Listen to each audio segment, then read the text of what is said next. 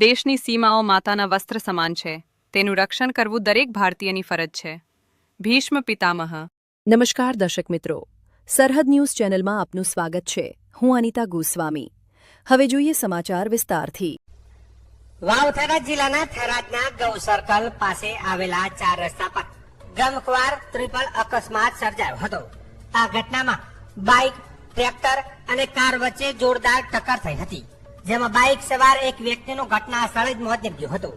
અકસ્માતમાં અન્ય 2 વ્યક્તિઓને ગંભીર ઈજા પહોંચી હતી. ઈજાગ્રસ્તોને તાત્કાલિક નજીકની હોસ્પિટલમાં સારવાર અર્થે ખસેડવામાં આવ્યા હતા. આ ત્રિપલ અકસ્માત સર્જાયા બાદ કાર ચાલક પોતાની ગાડી લઈને ઘટના સ્થળેથી ફરાર થઈ ગયો હતો. પોલીસે ફરાર કાર ચાલકને ઝડપી પાડવા તપાસ હાથ ધરી હતી. ગૌ સર્કલ પાસે અકસ્માત થતા જ આસપાસના લોકોના ટોળે ટોળા ઉમટી પડ્યા હતા.